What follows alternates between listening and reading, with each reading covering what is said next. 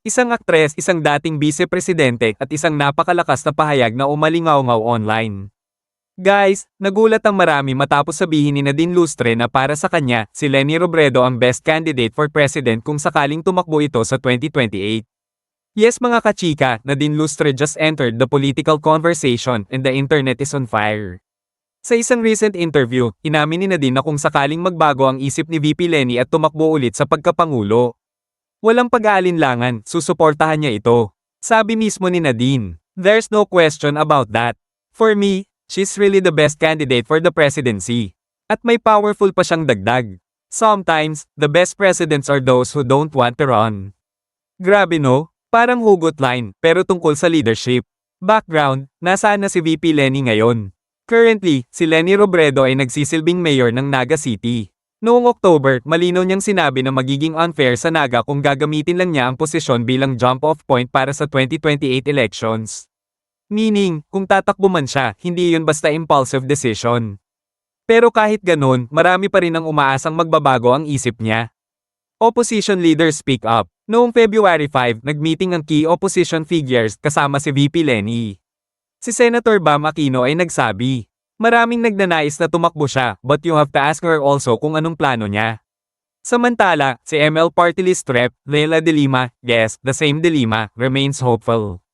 Ayon sa kanya, she is the most winnable among potential opposition candidates. Dagdag pa niya, ngayon daw ang tamang panahon para mag-reflect ang mga hindi bumoto kay Leni noon, lalo na sa kasalukuyang estado ng ekonomiya at national affairs. Her words hit hard. "We need somebody like VP Leni Robredo who's not only clean but very capable." At kapag may clean governance daw, bababa ang corruption, hindi man mawawala totally, pero significantly reduced.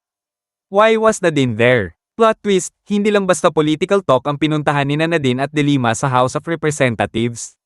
They were there to support Animal Welfare Desk sa lahat ng police stations, Animal Welfare Ombudsman Unit, National Plant-Based Health Advocacy Program, Environmental Challenges Inquiry. At dito natin makikita kung bakit swak ang values ni Nadine at Leni.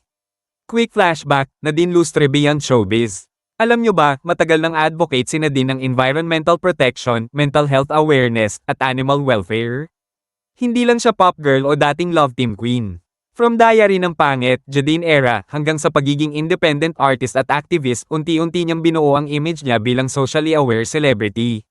Kaya hindi na rin shocking na sumusuporta siya sa leaders na may parehong prinsipyo. Netizens react. Syempre, hindi pinalampas ng netizens. Here are some viral comments.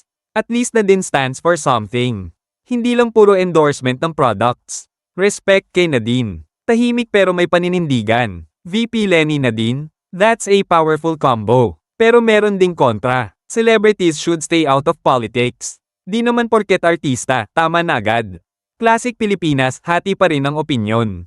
Thought-provoking question. Pero tanong ko sa inyo, masama ba kapag nagsalita ang artista tungkol sa politika? O mas okay nga na ginagamit nila ang platform nila para sa mga paniniwala nila? At isa pa, kung ang isang leader ay ayaw tumakbo pero gusto ng tao, does that actually make them a better candidate? Lesser known fact. Fun fact, si VP Leni ay kilala sa pagiging hands-on leader, from disaster response operations hanggang grassroots programs. No fancy convoy, no dramatic speeches, tahimik lang pero consistent. At minsan, yan ang klase ng leader na hindi maingay, pero ramdam.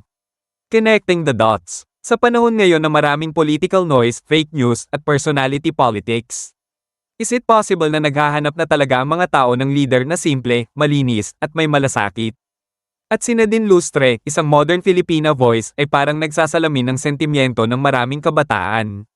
Speculation time. Kung tatakbo kaya si VP Leni sa 2028, sino-sino pa kaya ang celebrities na susunod na lalantad para sumuporta? At magiging game changer kaya ang Gen Z at millennial voters this time? So guys, kayo na ang magsabi. Tama ba si Nadine Lustre na si Leni Robredo ang best candidate? Or may iba pa kayong nakikitang potential leader for 2028? Drop your thoughts sa comments, gusto naming marinig ang opinion nyo. And if you enjoyed this deep dive celebrity politics update, hit like, share this video, subscribe sa channel for more trending showbiz news with real talk and real stories. Salamat sa panunood at magkita tayo sa next chika.